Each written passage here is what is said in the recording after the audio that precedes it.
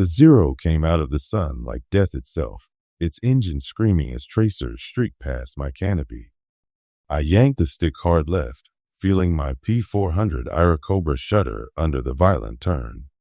The Japanese fighter overshot, and for one precious second, I had him in my sights. My finger found the trigger. The 37mm cannon in my nose roared once, twice, and the Zero simply came apart in a brilliant orange fireball. As burning pieces of aircraft tumbled toward the jungle below, I allowed myself one quick breath. It was October 1942, and I had just become an ace over Guadalcanal flying what everyone called the worst fighter in the Pacific. But I'm getting ahead of myself. My name is Lieutenant Jack Morrison, and I flew with the 67th Fighter Squadron during those desperate early months when Henderson Field was little more than a muddy strip carved from the jungle. Everyone remembers the Marine Corsairs and their legendary aces. They got the glory, the headlines, the Hollywood movies. We got the leftovers, the Bell P-400 Airacobra, a fighter so unloved that the British had rejected it and passed it along to us. But in the sky over the Solomons, only one thing mattered. Could you kill the enemy before he killed you? The story begins 3 months earlier, in July 1942, when our squadron arrived at Henderson Field just days after the Marines had wrested it from the Japanese. The airstrip was barely functional, a rough coral runway that turned to soup when it rained, surrounded by coconut palms and the ever-present threat of Japanese counterattack. Our P-400s looked formidable enough on the ground, with their tricycle landing gear and that massive 37mm cannon mounted in the nose. But we quickly learned that appearances meant nothing in combat. "Morrison, you and Baker take the dawn patrol," called Major Richards, our squadron commander, as he emerged from the operations tent.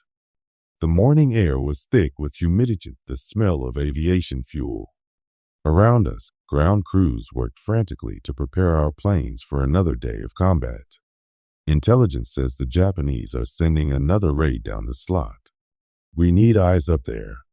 I nodded and headed toward my aircraft, P-400 tail number 41 to 7072, which I'd christened Carolina Moon after my hometown. Staff Sergeant Williams, my crew chief, was already running through the pre-flight checklist. Williams was a master mechanic from Detroit who could coax performance from the most stubborn engine, and he'd kept my plane flying when others were grounded. "She's running a little rough on the port side, Lieutenant," Williams reported, wiping grease from his hands with a rag. "But she'll get you where you need to go." The P-400 was an odd bird. Originally designed as a ground attack aircraft for the Royal Air Force, it mounted a 37mm cannon, 2 50 caliber machine guns in the nose, and 4 30 caliber guns in the wings. On paper, it seemed like a formidable weapons platform. In reality, it was a compromise that satisfied no one. The Allison V-1710 engine lacked a supercharger, which meant we couldn't climb above 15,000 feet without gasping for air. The Japanese Zeros could dance around us at altitude, picking us off like sitting ducks. But well learned to adapt. We learned to fight low and fast, using hit-and-run tactics that played to our strengths. The P-400 was fast in a dive and could take tremendous punishment. That 37mm cannon, when it connected, could blow a fighter apart with a single shell. Most importantly, we learned to work as a team, covering each other's backs and never fighting fair when we could help it. Lieutenant Tommy Baker was my usual wingman, a kid from Iowa with corn silk hair and nerves of steel. He joined the squadron 2 weeks after me, straight from flight school, but he had an instinctive understanding of aerial combat that couldn't be taught in classrooms. As we strapped into our cockpits that morning, I caught his eye and gave him a thumbs up. He grinned back, that same confident smile he wore whether we were heading into combat or sitting down to breakfast. "Cactus Tower, this is Ranger 11, requesting takeoff clearance." I radioed to the control tower as our engines warmed up. Henderson Field's call sign was Cactus, a name that stuck throughout the campaign. "Ranger 11, you are cleared for takeoff." Vector northwest, climb to 8,000 feet. Good hunting. We rolled down the coral runway, feeling every bump and pothole through our seats. The P-400's tricycle gear made takeoffs easier than conventional aircraft, but the runway was still treacherous. Too many good pilots had been lost to accidents on this strip. As we lifted off into the purple dawn sky, I felt that familiar mixture of fear and excitement that came with every combat mission. The Solomon Islands stretched out below us like emeralds scattered across blue silk. It was breathtakingly beautiful from altitude, endless chains of volcanic islands covered in dense jungle, surrounded by coral reefs that glowed turquoise in the morning light. But we knew that beauty concealed deadly secrets. Japanese troops still held most of the surrounding islands, and their ships and aircraft moved through these waters every night, bringing supplies and reinforcements to their forces on Guadalcanal. Ranger 11, this is Cactus Control. We have bogies inbound from the northwest, estimated 20-plus aircraft at 15,000 feet. Vector 320 degrees. My blood quickened. This was it, the Daily Mail run from Rabaul, the Japanese base 400 miles northwest. Every morning, Japanese bombers escorted by Zero fighters would fly down what we called the slot, the stretch of water between the island chains, to attack Henderson Field and our ships offshore. It was as regular as clockwork and twice as deadly. Copy, Cactus Control. Ranger 11 is inbound. I clicked my radio to the tactical frequency. Baker, stay tight on my wing. We're going to climb as high as we can and try to get above them. Roger, Jack. Right behind you. We pushed our throttles forward and began climbing, but I knew it was hopeless. At 12,000 feet, our engines were already struggling in the thin air. Above us, the Japanese formation would be cruising comfortably at 20,000 feet, well beyond our reach. This was the fundamental problem with the P-400. We were always fighting from a position of disadvantage. But Major Richards had taught us to think creatively. If you can't fight them where they want to fight, he'd said, make them come down to where you can hurt them. Baker, we're not going to reach them in time for an intercept. Let's head for their probable target and set up an ambush. Copy that. Where do you think they're headed? I studied the tactical situation. The Japanese had been pounding Henderson Field for weeks, but they'd also been hitting our supply ships anchored off Lunga Point. With a convoy due in this morning, the ships would be the logical target. Lunga Point. They'll want to hit the transports while they're unloading. We wheeled southwest, racing toward the anchorage at maximum speed. Below us, I could see the dark shapes of American vessels scattered across the blue water, cargo ships, destroyers, and cruisers, all engaged in the dangerous business of keeping Guadalcanal supplied. Without those ships, we couldn't hold the island. The Japanese knew this as well as we did. Ranger 11, this is Cactus Control. Bogies are now bearing 310 at 12 miles, altitude 20,000 and descending. Looks like dive bombers with fighter escort. Perfect. They were coming down to attack altitude, which meant we might actually get a shot at them. I could see them now, tiny specks against the morning sky, but growing larger by the second. There were at least 30 aircraft in the formation, probably a dozen Aichi D-3A Val dive bombers escorted by an equal number of Zeros. Baker, there, 2 o'clock high. See them? Got them. There's a lot of them. Stay calm. We'll make one pass and then get out of here. Remember, hit the bombers if you can. The fighters will chase us, but that means they're not escorting the bombers. It was a desperate plan, but desperation was our constant companion in those days. 2 P-400s against 30 Japanese aircraft. The odds were laughable. But if we could break up their attack, maybe save a few ships, it would be worth it. The Japanese formation was starting its attack run, the dive bombers peeling off one by one to plunge toward the ships below. The Zeros spread out in a protective screen, weaving back and forth to cover their charges. I picked out my target, a Valdive bomber just beginning its dive, probably loaded with a 250-kilogram bomb that could gut a destroyer. Going in, I called to Baker, then pushed my nose down and dove after the bomber. The world compressed into a tunnel of speed and violence. Wind screamed past my canopy as I built up velocity, diving faster than I'd ever flown before. The dive bomber grew larger in my sights, its fixed landing gear and greenhouse canopy clearly visible. The pilot was focused on his target below, probably never seeing death approaching from above. At 200 yards, I opened fire. The 37mm cannon bucked in my nose, sending shells the size of small bottles streaking toward the target. Tracers from my machine guns joined the barrage, creating a cone of destruction that the bomber couldn't escape. I saw my shells impact along the fuselage, tearing great chunks of aluminum and fabric away. Suddenly, the bomber's wing folded upward at an impossible angle, and the aircraft tumbled out of control toward the sea. "Got him!" I shouted over the radio, pulling up hard to avoid the debris. But my celebration was short-lived. 2 Zeros had broken off from Thescourt and were diving toward me, their wings sparkling with muzzle flashes. I jinked left as 20mm cannon shells exploded around my cockpit, one round punching a hole through my port wing. The P-400 shuddered but kept flying. "Jack, brake right. Brake right." Baker's voice was urgent over the radio. I hauled the stick over and felt my aircraft skid sideways through the air.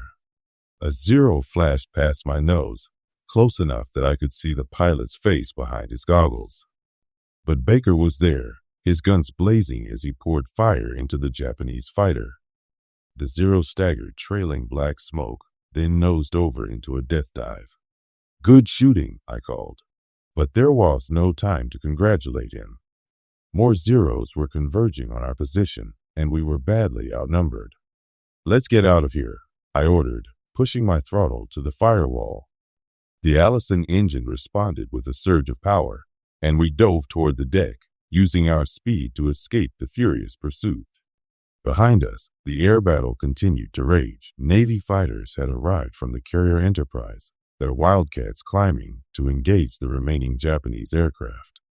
Anti-aircraft fire from the ships below created black puffs of smoke across the sky, like deadly flowers blooming in the blue. One by one, the surviving dive bombers completed their attacks and turned for home, their Zero escorts shepherding them away from the deadly airspace over Henderson Field.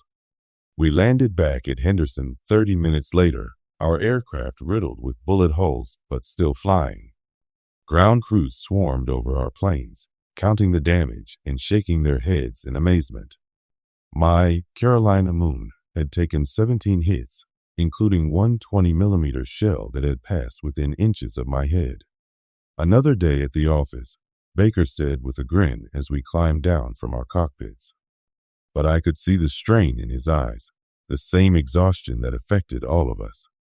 We were flying 2, sometimes 3 missions a day, always outnumbered, always outgunned, always fighting against the odds. Major Richards appeared as we were giving our mission report to intelligence. "Good work out there, boys. The Navy says you saved at least 1 transport and probably a destroyer. That's ammunition and food that'll keep us fighting another day." It wasn't much recognition, but it was enough. In the P-400 squadrons, we measured success differently than the fighter aces with their high-scoring aircraft. Every ship saved, every Japanese bomber shot down, every day we kept Henderson Field operational. These were our victories. The weeks that followed blurred together in a haze of missions, maintenance, and sheer survival. We flew dawn patrols and dusk strikes, night interdiction missions that tested our courage and our aircraft to their limits. The P-400 wasn't built for night flying, but we learned to navigate by starlight and attack Japanese supply runs in complete darkness. We discovered that our aircraft's unusual layout, with the engine behind the pilot, made it nearly silent in a glide approach. Japanese soldiers on the ground never heard us coming until our guns opened fire. One night in early September, I led a four-plane section on a mission to strafe Japanese positions near Cape Esperance. Intelligence had reported heavy truck traffic along the coastal road, and we were ordered to disrupt their supply lines. It was dangerous work, flying low at night over enemy territory, with anti-aircraft guns waiting to blow us out of the sky. "Keep it tight, boys," I radioed to my flight as we approached the target area. "Single file, 15-second intervals. Hit anything that moves and get out fast." Below us, the coastline was a ribbon of white sand bordered by dark jungle. Occasionally, I could see the flicker of a campfire or the pinpoint of light from a cigarette, signs of Japanese occupation. Then ahead, I spotted what we were looking for, a convoy of trucks moving along the coastal road, their headlights carelessly visible in the darkness. Tally-ho, trucks on the road. I'm going in. I rolled into a shallow dive, lining up on the lead vehicle. At 200 feet, I opened fire with everything I had, 37mm cannon, machine guns, the works. The truck exploded in a ball of orange flame that lit up the entire convoy. Secondary explosions followed as ammunition and fuel caught fire. Other trucks scattered off the road, their drivers desperately trying to escape the death raining from above. My wingmen followed in sequence, each adding to the destruction. By the time the last P-400 completed its strafing run, the coastal road was a line of burning wreckage stretching for half a mile. We'd caught a major supply convoy and eliminated it completely. But the Japanese weren't helpless victims. As we turned for home, anti-aircraft fire erupted from concealed positions along the beach. Tracers streaked up toward us like deadly fireworks, and I heard the distinctive crack of 25mm shells exploding nearby. Lieutenant Peterson's aircraft took a direct hit, the explosion lighting up the night sky. His P-400 cartwheeled into the jungle, taking a good man and a valuable airplane with it. "Peterson's down," reported Lieutenant Hayes, his voice tight with emotion. "No shoot." "Copy. Form up on me. Let's go home." There was nothing else to say. Peterson was the fourth pilot we'd lost that month, and we all knew we might be next. But we also knew that his sacrifice had meaning. Those burning trucks represented food, ammunition, and supplies that wouldn't reach Japanese troops on Guadalcanal. Every mission like this brought us one step closer to victory. As October arrived, the character of the air war began to change. Marine and Navy squadrons equipped with newer fighters, Wildcats, and eventually the legendary Corsairs, began to take over the high-altitude missions that our P-400s couldn't handle. But rather than feeling displaced, we found a new role that suited our aircraft perfectly: ground attack. The P-400's heavy armament and ability to carry bombs made it an excellent close support aircraft. We worked closely with Marine ground forces, hitting Japanese positions, supply dumps, and troop concentrations with devastating effect. The 37mm cannon was particularly effective against fortified positions. A single well-placed shell could collapse a bunker or destroy a machine gun nest. It was during one of these ground support missions that I achieved my most memorable victory. We were supporting a Marine attack on a Japanese strongpoint near the Guadalcanal River when I spotted something that made my heart race: a Japanese seaplane tender anchored in a small cove, probably delivering supplies to the garrison. "Control, this is Ranger 1-1. I have a target of opportunity, enemy vessel in grid square 77. Requesting permission to engage." "Roger, Ranger 1-1. You are cleared to engage." "Make it count." I peeled off from the formation and dove toward the ship, an elderly vessel that looked like a converted merchant steamer. Her decks were crowded with supplies and personnel, and I could see anti-aircraft guns swinging toward me as I approached. This was going to be a one-shot opportunity. If I missed, the concentrated flak would probably kill me. At 500 yards, I opened fire with the 37mm cannon, walking my shells along the ship's waterline. Each hit sent up a geyser of spray and debris. Then one shell found something vital, possibly the fuel tanks or ammunition magazine. The ship disappeared in a colossal explosion that sent a column of smoke and flame hundreds of feet into the air. When the smoke cleared, nothing remained but floating debris and an oil slick. "Holy cow, Jack," called Baker over the radio. "You just sank a ship." It was true. I'd just accomplished something that even the famous aces rarely managed, sinking an enemy vessel with fighter armament alone. The feeling was indescribable, a mixture of elation and disbelief that lasted for days. But our greatest test was yet to come. In mid-October, Japanese forces launched their most determined effort to recapture Henderson Field. For 3 days and nights, enemy battleships, cruisers, and destroyers pounded our airstrip while troops attacked our defensive perimeter from the jungle. The bombardment was so intense that we couldn't keep aircraft on the ground. Those that weren't destroyed had to be evacuated to remote airstrips. On the night of October 14th, I was one of 6 pilots who volunteered to fly our P-400s to safety while under fire. It was a harrowing experience, taking off from a runway being shelled by enemy warships, flying in complete darkness with no navigation aids except dead reckoning and prayer. "Stay on my wing," I radioed to Baker as we lifted off into the chaos. Explosions lit up the sky around us, and shell fragments pinged off our aircraft like deadly hail. Behind us, Henderson Field was a hellscape of fire and destruction, our home base disappearing in the smoke and flame. We spent the next 2 days operating from Fighter 2, our auxiliary strip carved from the jungle 20 miles east of Henderson. It was primitive, just a rough coral runway with no facilities except some tents and a few drums of aviation fuel. But it kept us in the fight when our main base was unusable. When Henderson Field finally reopened, we returned to find our home base virtually destroyed. The runway was cratered, most of the buildings were gone, and the aircraft that couldn't be evacuated were twisted wreckage. But within hours, Navy Seabees and Marine engineers had begun repairs, and by the next morning, we were flying combat missions again. The Japanese had thrown everything they had at us and failed to dislodge us from Guadalcanal. It marked the beginning of the end for their Solomon Islands campaign, though didn't know it at the time. All we knew was that we'd survived another day, and we'd be flying again tomorrow. My most vivid memory from those desperate days came during a mission in late October. We were escorting a convoy of transport aircraft, bringing in medical supplies, when Japanese fighters intercepted us over the Russell Islands.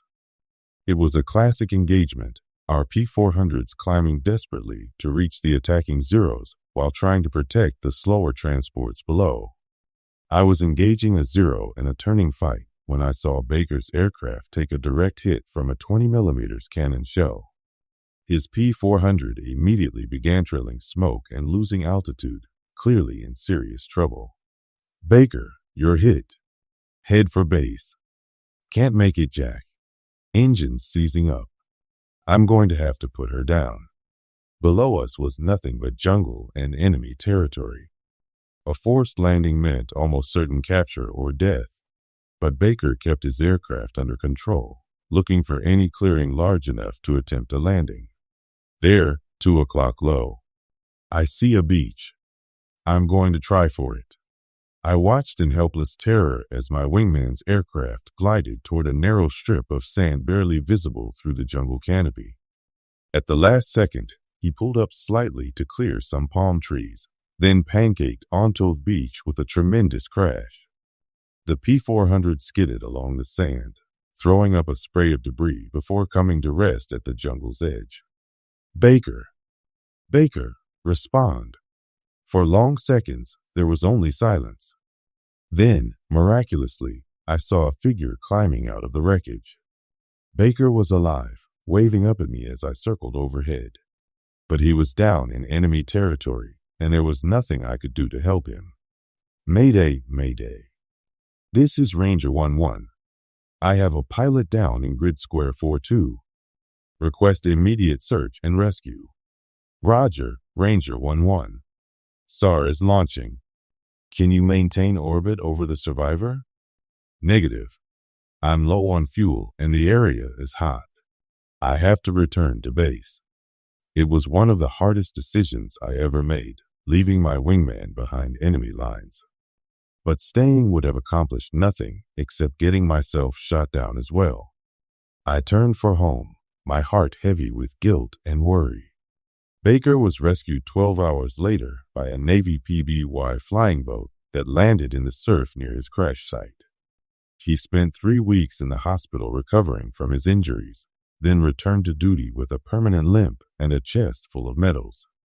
But he never flew combat again. The crash had damaged his inner ear, affecting his balance and spatial orientation. As November arrived, the tide of battle was clearly turning in our favor. Japanese air raids became less frequent and less effective as their losses mounted. Our P-400 squadron had shot down 47 enemy aircraft and destroyed countless ground targets, but at a terrible cost. Of the 18 pilots who'd arrived with the squadron in July, only 8 were still flying by month's end.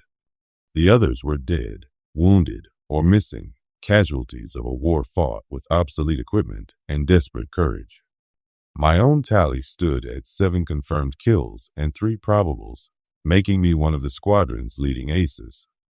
But the numbers felt hollow when I thought about friends like Peterson who hadn't medai at home. Victory was sweet, but it was also bitter with the taste of loss. The mission that stays with me most vividly came on a gray morning in early November. We were launching a strike against Japanese positions on Florida Island when my engine began running rough just as we reached combat altitude. Oil pressure was dropping, and the engine was making ominous grinding noises. Ranger 1-1, I'm having engine troubles. Need to return to base. Copy, Jack. We'll continue the mission. Get home safe. I turned back toward Henderson Field, nursing my sick engine and praying it would hold together long enough to reach friendly territory. But as I passed over Iron Bottom Sound, the stretch of water between Guadalcanal and Florida Island where so many ships had been sunk, I spotted something that changed everything. A Japanese submarine was running on the surface, probably recharging its batteries after a night submerged. It was a perfect target, completely vulnerable to air attack. But my engine was failing, and I was alone, not exactly ideal conditions for attacking a submarine. Still, I couldn't pass up the opportunity. Japanese submarines had sunk dozens of Allied ships in these waters, and this might be our only chance to even the score.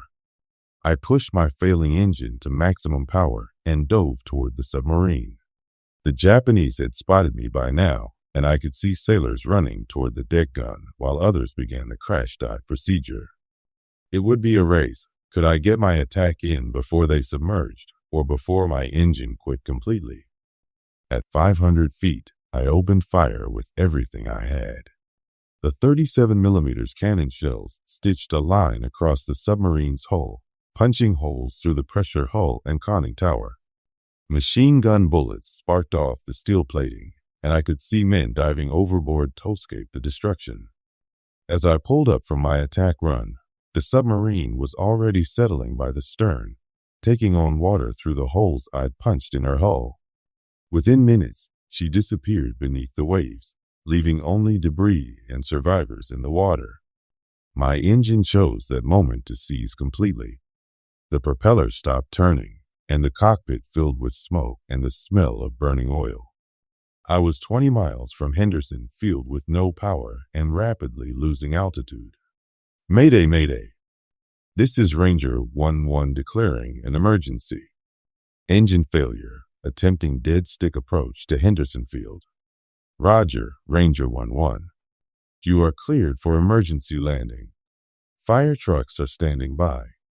The next 10 minutes were the longest of my life. Flying a powerless aircraft is like riding a falling anvil. You can control the direction somewhat, but gravity always wins in the end. I used every trick I knew to stretch my glide, looking for thermals and using every bit of altitude efficiently. Henderson Field appeared ahead, the runway looking impossibly small and distant. I was still too high and too fast, so I deployed my landing gear and flaps to increase drag. The P-400 responded sluggishly, bleeding off speed and altitude in a controlled descent toward the threshold. At 50 feet, I realized I was going to make it. The runway rushed up to meet me as I flared for landing, feeling the main gear touch down with a satisfying thump. I rolled to a stop near the end of the runway, my dead engine still smoking, but my aircraft and myself intact. Ground crews surrounded my plane as I climbed out, amazed that I'd managed to land in one piece. But what impressed them most was my claim to have sunk a submarine with fighter armament, something that had rarely been accomplished in the war.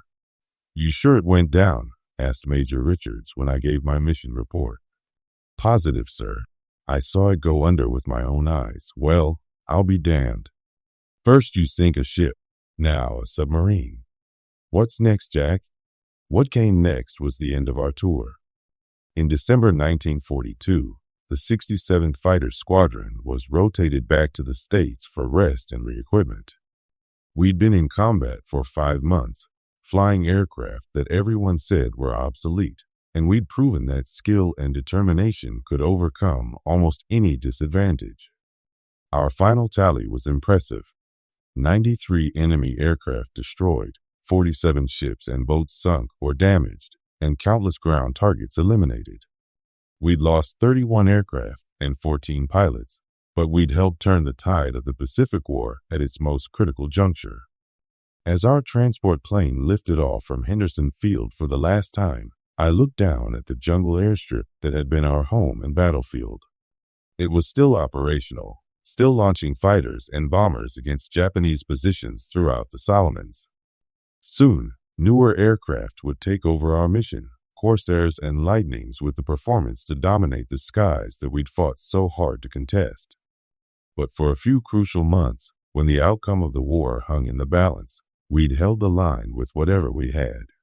The P-400 Airacobra was never a great fighter aircraft, but in the hands of determined pilots, it was good enough.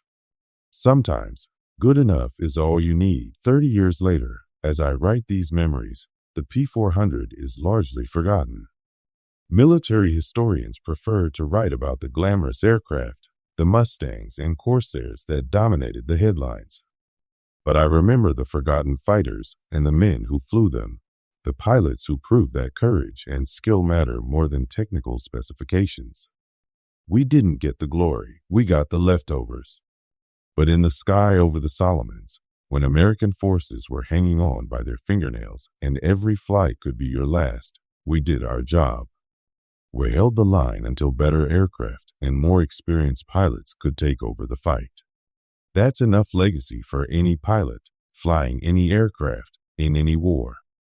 The cost of victory in the Pacific was measured not just in ships sunk and aircraft destroyed, but in the lives of young men who gave everything for their country. Every morning when I wake up, I remember friends like Peterson and Baker, and I'm grateful for the chance to grow old in a free country they helped preserve. The P-400 may have been a compromised aircraft, unsuited for its original mission and relegated to secondary roles. But in the desperate early days of the Solomon Islands campaign, when defeat seemed possible and victory was anything but certain, those obsolete fighters and their determined pilots wrote their own chapter in the story of American air power. It wasn't a glamorous chapter, and it wasn't a famous one.